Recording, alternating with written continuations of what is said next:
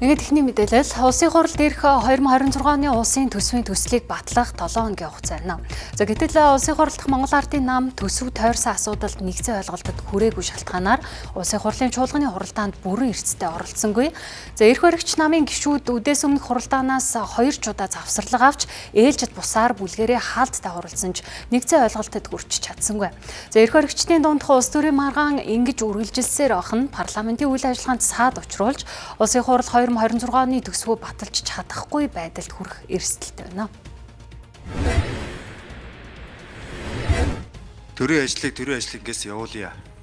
Ардын намынхаа. Юун байр суурь нэгтгэх вэ? Яасан нэгтгэж хандгүй юм бэ? Юун дээр нэгтгэх гэсэн? Одоо ингээд засгийн газарт тогтож үлдэхийн тулд их хурлыг авилгаддаг. Тэр авилгаа явуулах уу байх уу гэдгээ одоо ярилцдаг. Монголчууд энийг харж штэ. Хэд завсарлага авах гэсэн. Улсын хурлын 40 мянган орны дэргэдэх төсвийн ажлын хэсгээс гаргасан бүсийн хөгжил нэрээр 96 тэрбум төгрөгийг нэмж оруулж ирсэн санал Монгол Ардын намын гишүүдийг талцуулсан хэвээр байна. Өмнө нь гишүүд тойрогтой төсөв хуваарлуулж Конопо худалддаг байсан бол одоо цагт тойргийн мөнгөө бүсчилсэн хөгжлийн мөнгө нэр дор хуваарсан нь зарим гишүүний игдүүцлийг хүргэлээ.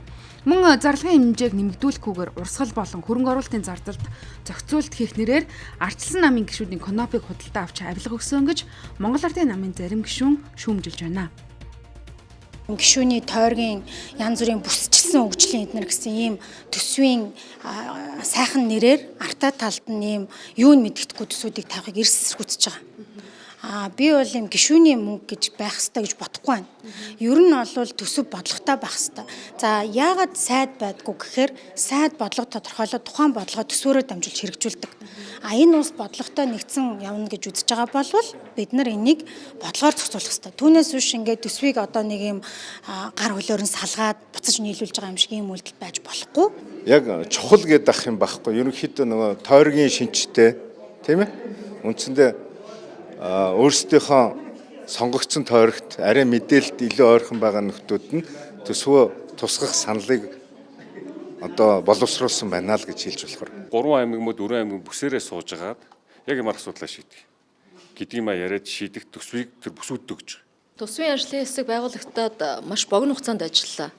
За яагаад гэхээр бас энд бол улс төрийн нөхцөл байдал нөлөөлсөн гэж харж байгаа. Би энийг ч бас бүлгийн хурал дээр хэлсэн, байр суурь илэрхийлсэн. Монгол Ардын намын бүлэг үндсэндээ 4-7 хоног хуралдсангүй шүү дээ. Яг энэ хугацаанд бол энэ сарын хугацаанд бид нэр ажлын хэсгээ байгуулад энэ төсвөө талтлаас нь ёстой мэрэд нэг нэгээр нь хилцээд энийг бол задлаас суужих байх энэ цаг хугацаагаа үндсэндээ бас алдсан. Тийм учраас одоо бол энэ төсвийн ажлын хэсгээс оруулж ирсэн асуудал дээр одоо шөнө орой өдөргөө цаг наргүй сууж энийг нэг талд нь зэгцэлж одоо хуулийн хүрээнд төсвөө эцэслэх нь зүйтэй л гэж харж байгаа. Ийхүү 2026 оны төсвийн төслийг хилцүүлэх нь багш эмчийн цалин нэмэх хэсгийн төвшин бус эрх мэдэл санхүүгийн нөөцийг хэн хэрхэн барих вэ гэдэг зөрчилдөөн болж хувирлаа. Тиймээс ч улсын хурлын төсвийн байнгын орооны дарга Ганхаяг төсвийн хилцүүлгийн ард фракц хоорондын барьцаа үүссэн гэх тайлбарыг өглөө.